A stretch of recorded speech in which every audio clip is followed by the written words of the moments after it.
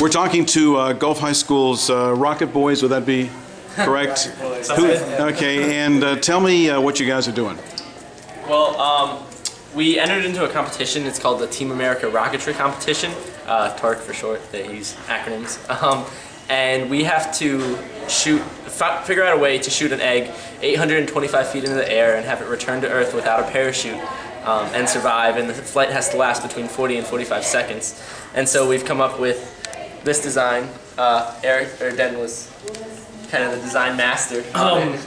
Basically what we did, we modeled it after a AIM-120 AMRAAM. It's a air-to-air missile used by the military, by the Air Force actually. The body is all cardboard, the fins are balsa wood, they've been sanded, filled plenty of times, and then the paint, spray paint, school colors, of course. And then inside we have this is the payload bay, where we would have the egg that we have to return, and our parachute and streamer fit in here as well. And how did you guys learn how to do this? How to make a rocket?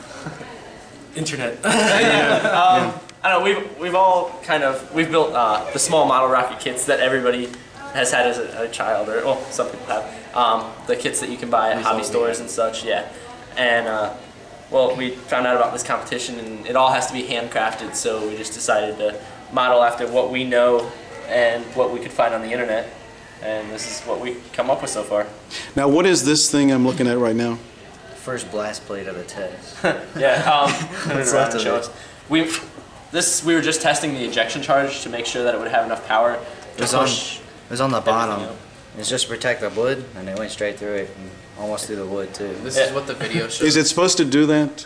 It wasn't as it's a lot more powerful, and it had a lot more thrust than what we had initially thought. And we thought that this aluminum would be fine and it would just turn black, but it actually blew a hole in it, and it blew about an inch or half an inch thick crater, deep crater into the 3/4 inch plywood that we had underneath of this. So No. Yeah. So when is the next test you're going to do? This Saturday we're planning on doing our first actual launch, and our projected site right now is at Starkey Park, and we'll see from there what happens. Hopefully, if it's successful, then our qualification launch will be the following weekend in Polk County. They have judges and such there for the Team America rocketry competition. You have to have an official judge. So did you need to get permission from Starkey Park to do this, or? We're in the process of doing that right now. So. Is there any danger involved in this? There's not a ton. There is the danger of fire. There's always that worry. But as far as being harmful to humans or anything, there's really not much danger. As long as the parachute comes out. Yeah. If the parachute doesn't come out, then things get a little scary. But yeah. But otherwise, it's relatively safe. We've got at least, how far is our launch pad away from us when we blast it? It's like 10 feet. At least 10 feet, and is what it was now. It'll be further when we actually do a controlled launch. But the thing won't blow up or something. Yeah, no. That can't happen. Yeah, no, it can't blow up. Yeah. It'll always go up. Yeah. That's guaranteed. At least it's just the motor that goes up. Just hopefully it's up in the air and not on the ground. Anywhere close to the ground. And how is the height measured when they actually judge your launch? It's an altimeter, and it's about big. It just goes in the nose cone. Yeah, we don't have it in here right now. It's sitting at somebody's house, but it just goes. A device that measures the the pressure. Air pressure, yeah. And when it comes down, it'll give beeps. It gives different tones, and you match that up with the code that they give you, and that'll tell you how high that your rocket went. Now, if you eventually go to Virginia, is that where the competition is? Is there a prize for the winning rocket? I'm not too sure. I think they changed it up a bit, but last time I checked it, for the top 10 or so teams, there's $60,000 total worth of like scholarships, different things like that. And the top team, they send to England for an air show.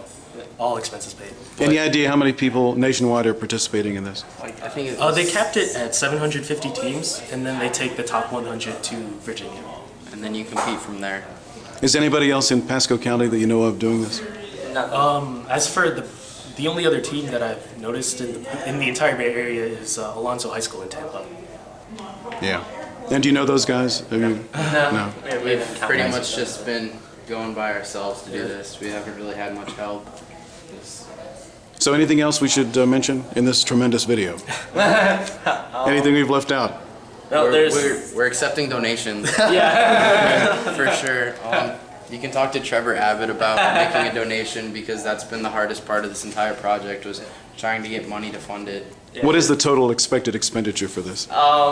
We've roughly, we're guessing what, around, Well, You can, what have we spent so far? We've yeah, gone through approximately 300 so far. Yeah. Yeah. approximately And that's- 300, and then $100 entrance fee.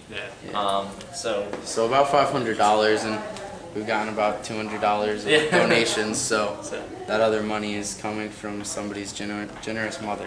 What is the fuel that is in this? What? what's They're the- just pre-made rocket motors. Yeah, it's a composite propellant, ammonium perchlorate, and it's pretty safe. Like it's all stable compounds. So. Yeah. And is the rocket reusable many times? So Yes. after when you test it, it should not be damaged. As long as we have successful recovery devices. yeah, as long as the Because- parachute deploys and the streamer deploys, then we can reuse this as many times. On our first launch, we had a little problem, and we're gonna have to buy a new nose cone because this one's kind of broken.